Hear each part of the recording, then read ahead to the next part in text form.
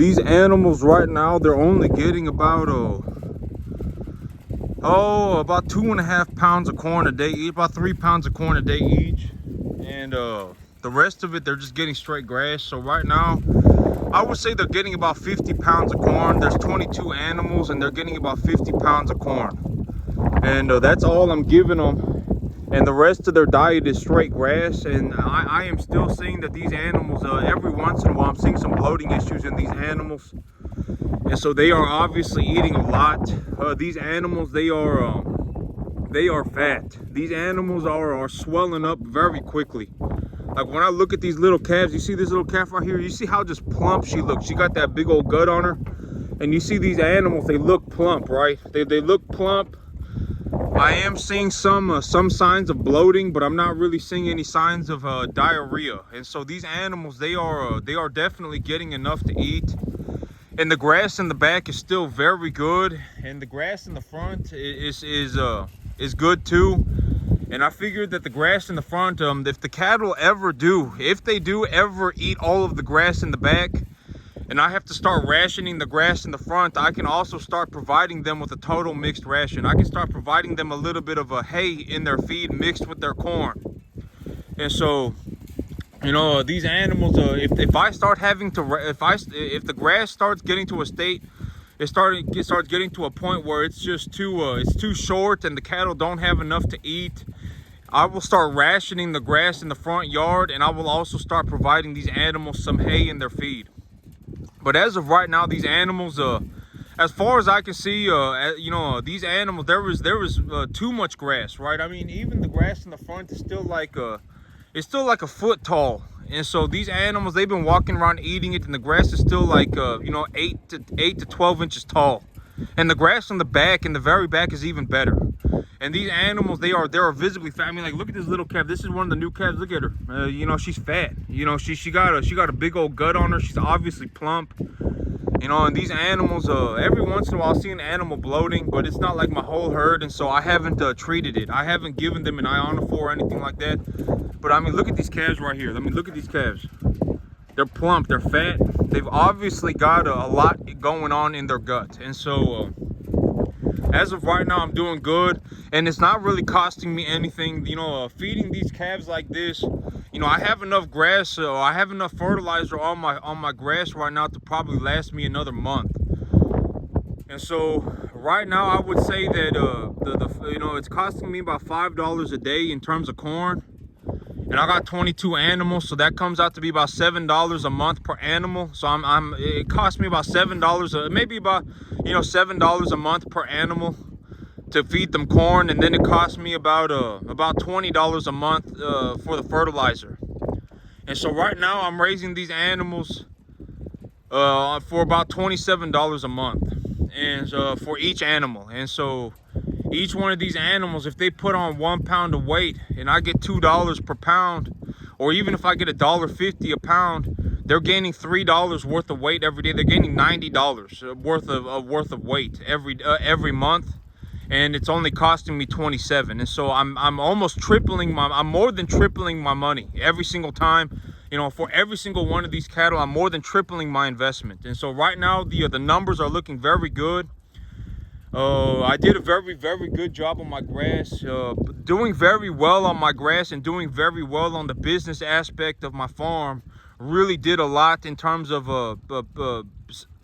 essentially me saving myself, right? Because if I did not do good on the grass, and I did not do good on the business, and then I did not do good on the cattle, I would have gotten freaking wrecked. I would have lost. I mean, it would have been horrendous, right? And so me doing very well on the grass and me doing very well on the business aspect of things, even though the things on the cattle side went kind of wonky, I still managed to save myself. And so this Monday, I decided that this Monday I am going to be bringing in new cattle. So starting this week, I'm gonna bring in new cattle, and I'm just gonna stick to the plan. I got a very, very good plan set up. I'm gonna stick to the plan. This Monday, I'm gonna start bringing in new cattle. And next Monday, because, you know, my plan is to bring in cattle every 2 weeks. And so this Monday, I'm going to bring in new cattle. And next Monday, I'm going to go hunting. It's hunting season until about March of next year. I can go hunting for feral hog. And you know, I've been carrying my I've had my AR-15 on my back, and I got my hunting jacket on to make sure that my equipment fits properly, and that it does what I need it to do. And I figured out yesterday that if I just go on the website, the Texas Public or whatever Wildlife Department website, and I look myself up, I can find my hunting license on their website. And so I got my hunting license back. I lost it, and then I could just print off a new one. So I'm gonna print that off, and I'm gonna go hunting next week. I'm just gonna go. Okay, so my favorite time to go hunting is when it is dry and it is cold. Because if it is dry and it is cold, I don't have to worry about the bugs, and I don't have to worry about dying, right? I mean, that's the thing, you know, there's something about when it's wet and it's cold that everything just dies. I don't know why. The bugs die, the animals die. I mean, it is just a horrendous mess. Whenever it gets cold and wet, it's very, very bad. And when it's hot and wet, it's miserable. And when it's hot and dry, it's miserable too. And so I really want to go hunting when it's cold and it's dry, because I won't have to worry about the bugs. I won't have to worry about snakes. I won't have to worry about dying from the weather, right? And so I can just walk out into the woods for a day, and I'll be good to go. And my little, I'm gonna go hunting with my AR-15. I decided I'm gonna go. I've been kind of fiddle farting around with it and making sure that it's good to go, and everything. And I've been carrying it around outside, and it's not rusting or anything. And the firearm is so light, like I can actually I don't want to do it here when I'm when my cattle are in front of me, because the gun is not chambered. But I can actually pick this thing up. I can actually pick this thing up and aim it with one hand like this.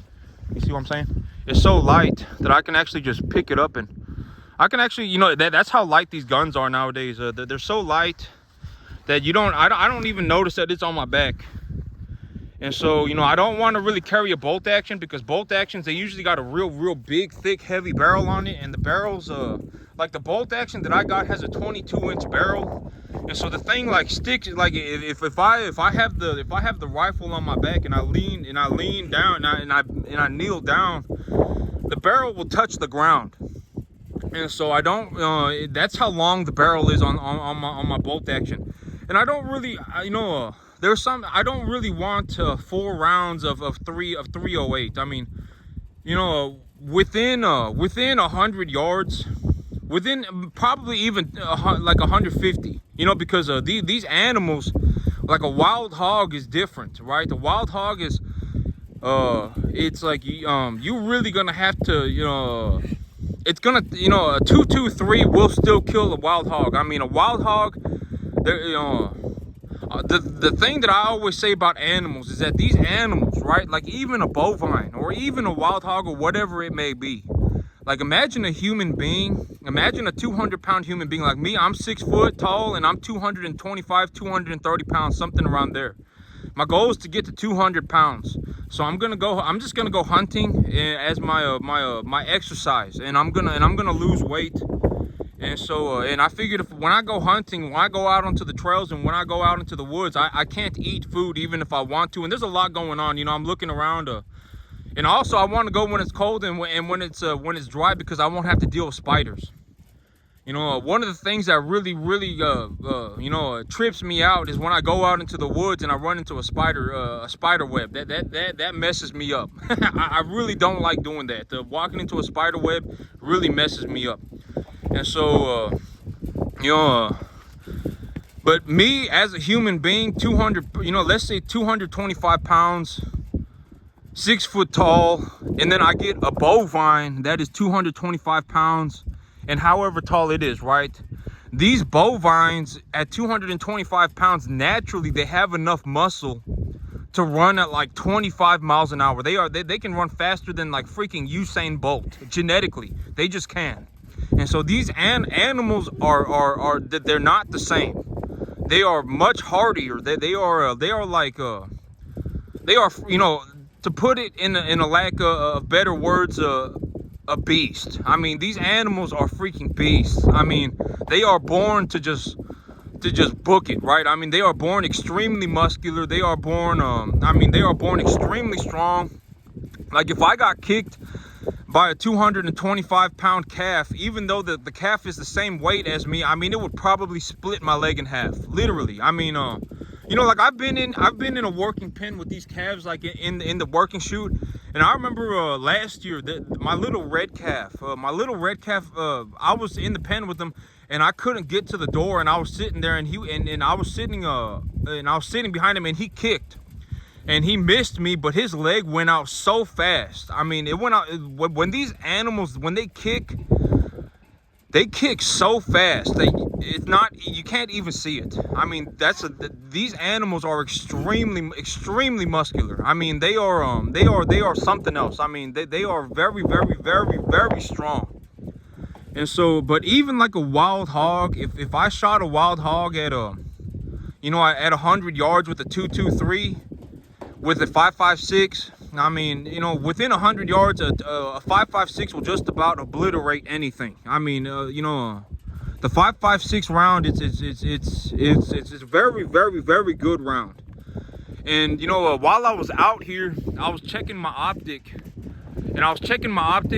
you know, the little birds over there, I can actually see the birds 100% through my optic. And so even if the bird is flying around like that through the air, you know, even if I have a hawk flying around at about 75 yards away through the air, I can actually see and trace the hawk with my optic. And so my optic is clear enough for me to be able to see what's going on. It's clear enough for me to be able to see what's going on, and the dot is small enough to where I can adjust the size of the dot low enough to where I can even see the hawk flying around at 75 yards away through my optic. And so, you know, I'm more than happy to take this 5.56 hunting. It's very light. I mean, I don't even know that it's on my back. You know, every once in a while, if it starts hurting my shoulder, I'll just switch the shoulder that it's on, and I'll just, you know, I'm only going to be out there for a day. And from what I've seen, I've been checking the gun to make sure that it's not rusting, that is nothing wonky going on with the gun. It's not, I haven't found any rust on it or anything. And so, you know, and I got a feral hog hunting season until March for where I'm looking to go. I got until March, and so I can go hunting for feral hogs. And also when it's dry and it's cold, the animals tend to huddle around the pools of water. So depending on how dry it is, you know, the animals, they tend to go, and you know, if I just go and I walk around the water, I'll find the hogs. But I mean, I'm not really gonna go looking for hogs. I mean, if I find a hog, I'll shoot it just because. Oh, hey, leave her alone.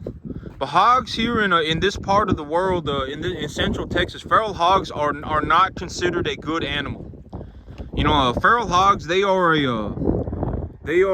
kind of a problem. And so, like, I know that this may sound inhumane to people that don't understand, and they're gonna go, "Oh my God, he going out there and just shooting animals." But you know, a feral hog, it's like it's a nuisance animal. It's not like a pet chihuahua, okay? I mean, it's not like a freaking hamster. I mean, these hogs, they damage, you know, they're known to eat baby deer. They root up people's fields and all sorts of problems. And so, you know, if I see a feral hog, even if I don't, you know, eat it or haul it out, I'll probably shoot it. And I'll leave it for the birds, and I'll leave it for the coyotes, you know. But you know, I'm not gonna go out there looking for hogs. But if I do find one, I mean, I'll shoot it. And if it's small, you know, maybe I'll just eat what I can there, and then just call it a day and just leave it. But I'm gonna go hunting next week. My gear is set up pretty good. I mean, you know, if I can see a hawk flying around through my optic at 75 yards and I can trace it. I'm not saying I can hit it, but I can trace it. You know, I can trace it as it moves through the sky. You know, I can hunt a hog with it at 75 yards, 100%. I mean, it's not like you know, You know, but yep, I'm good to go. My hunting equipment's all set up. I'm gonna go hunting next week, and this week I'm gonna go bring in new cattle this week. So I'm gonna be bringing in new cattle this week. I'm gonna work on them for a week, and then I'm gonna go hunting next week. And that's it for me today, YouTube. Y'all have a good one.